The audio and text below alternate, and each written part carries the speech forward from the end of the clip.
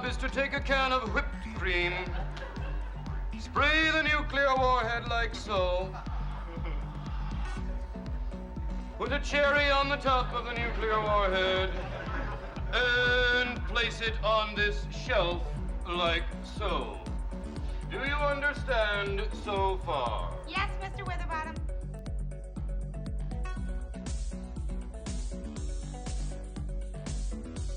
How are we doing?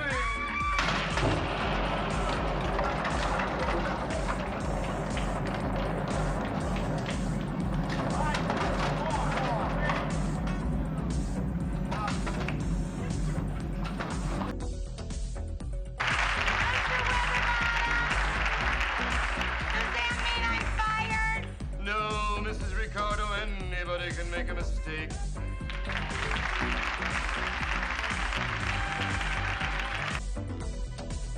A little over a year ago, as these captured Japanese films show, the first atomic bomb on Hiroshima killed, burned, and maimed 194,000 people. How many more died later from deadly rays and mysterious after effects will never be known.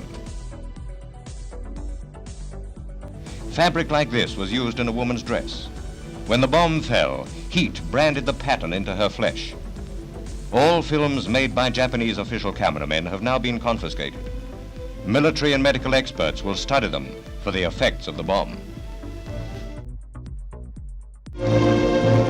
Heat, indescribably intense, traced the outline of a man's body on the concrete roads, a permanent memorial to the first use of the world's most powerful weapon.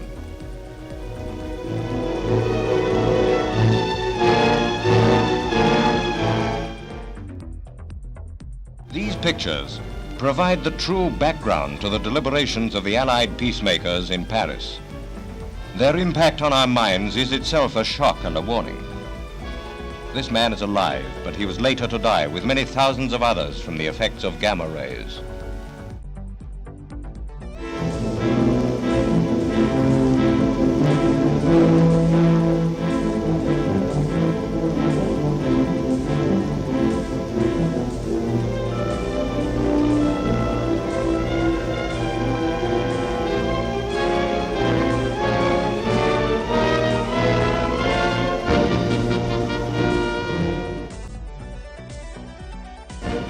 All this is what one bomb did at Hiroshima. Scientists and soldiers know it. Yet till the world can be sure of peace, they also know that they must perfect the bomb. And this they have done at Bikini.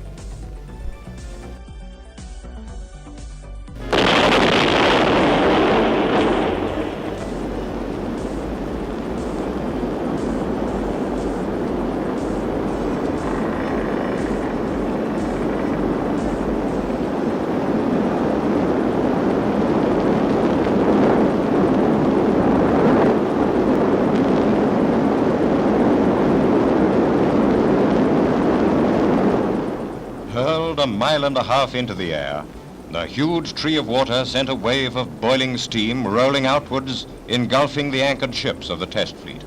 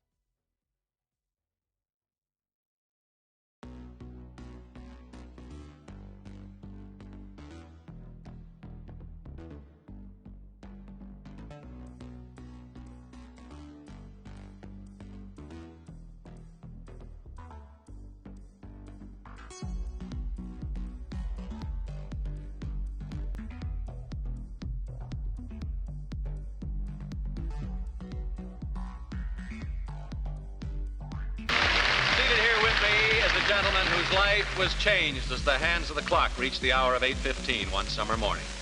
Good evening, sir. Good evening. Would you tell us your name, please? Kiyoshi Tanimoto. Tanimoto. Yes. And your occupation, Mr. Tanimoto? Minister, Christian minister. Right. Yes. Reverend Tanimoto. Group of girls who have a terrible disfigurement on account of atomic explosion on Hiroshima. And you have accompanied these girls Yes, over. and we are hoping to have plastic surgery for them. Yes. Yeah. Well, now, you are going to be interviewed, like we said. But we've been working, and you didn't know this, you see. We may have a little surprise. Oh, is that right? We hope you'll have some pleasant moments. And we hope, too, ladies and gentlemen, that you will have a better understanding of what it is to look into the face of atomic power. Now, we'll pick up the threads of your life in a moment. Reverend Tanimoto, right now, just relax a moment while Bob Warren... I'm sure that all of you ladies know what this is. It's a metal scouring pad that cleans pots and pans. You know how those little sharp edges will cut away almost anything. Well, let's say what they do or don't do to this young lady's Hazel Bishop nail polish. Now watch. She's going to rub that metal scouring pad over her nails hard, really hard, like that. And again. And again. Now, what were you doing at 6 a.m., Reverend Tanimoto? Well, I wake up and I was trying to evacuate some belongings of my church into country. I see. At 0600 on the morning of August the 6th, 1945, I was in a B-29 flying over the Pacific.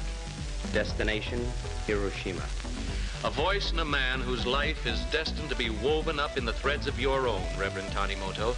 Now, we'll meet him later on in our story.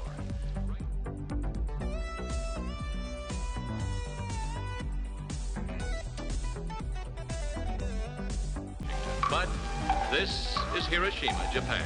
The morning is quiet, very peaceful.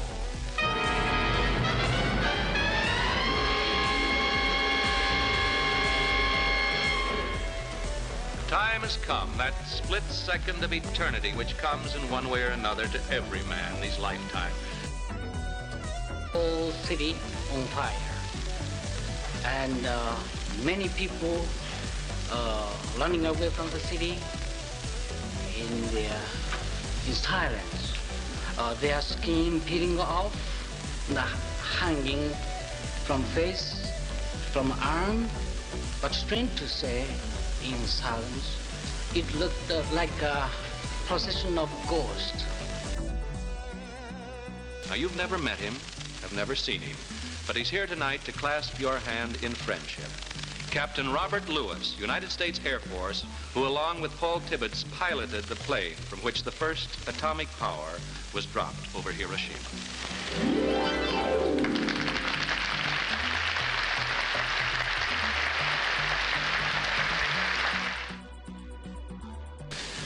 Well, Mr. Edwards, we left Tinian in the Mariana Islands at about 2:45 in the morning on August the 6th, 1945. Our destination was Japan.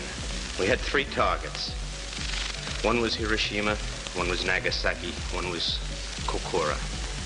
About an hour before we hit the coastline of Japan, we were notified that Hiroshima was clear. Therefore, Hiroshima became our target. Just before 8:15 a.m. Tokyo time, Tom Farabee, a very able bombardier, carefully aimed at his target, which was the 2nd Imperial Japanese Army headquarters.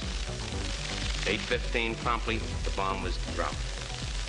We turned fast to get out of the way of the deadly radiation and bomb effects. First was a big flash that we got, and then the 2 concussion waves hit the ship. Shortly after, we turned back to see what had happened. And there in front of our eyes, the city of Hiroshima disappeared.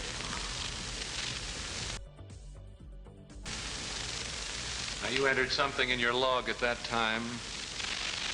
As I said before, Mr. Edwards, I wrote down later My God, what have we done?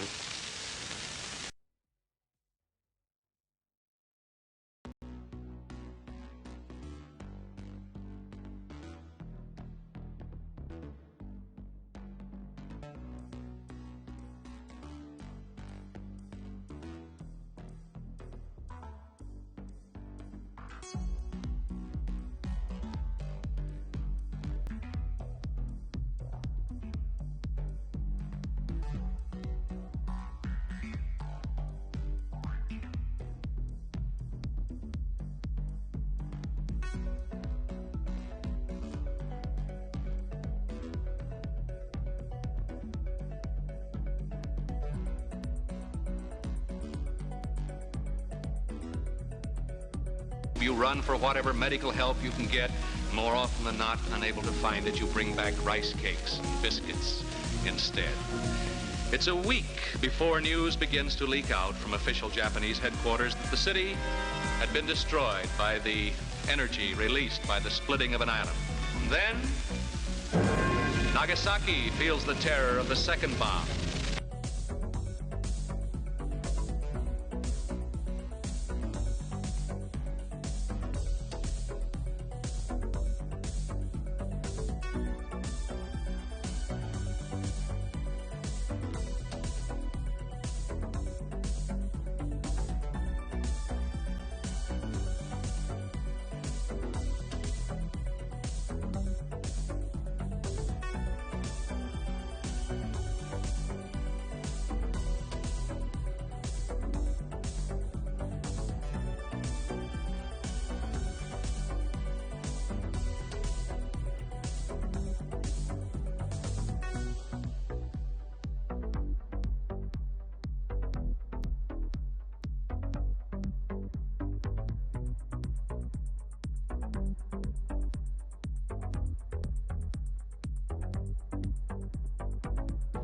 In that split second when one atom bomb was exploded, 100,000 people were either killed or destined to die. 100,000 more were hurt. Were you hurt, Reverend Tanimoto? I was safe. But as you run along the highway into the city in search of your wife and baby, you're stunned by the human destruction which you see. Now, you've told us pretty much about this, Reverend Tanimoto. You've told us about what you saw. Fires have sprung up everywhere. Your way into the city is blocked. You keep running, trying to get to your home, your church. You apologize to people along the way because you are unhurt. Of American and Japanese doctors to work together on the spot to provide necessary treatment. And Mr. Edwards, on behalf of the entire crew that participated in that mission, my company and my lovely family, I'd like to make the first contribution. Thank you, Captain Lewis, very much. And on behalf of our... Here, you better hold the money for a while. On behalf of our wonderful sponsors, Hazel Bishop and Prel Shampoo. Gee, I better say shampoo right, you know. They're the sponsors, Prel Shampoo. May I present you with these two checks for $500 each from Hazel Bishop and from Prel Shampoo. Twice I much. Thank you, Captain Lewis, very much. I know that our audience will be just as generous as you are, for this is the American way. The address again, Maidens.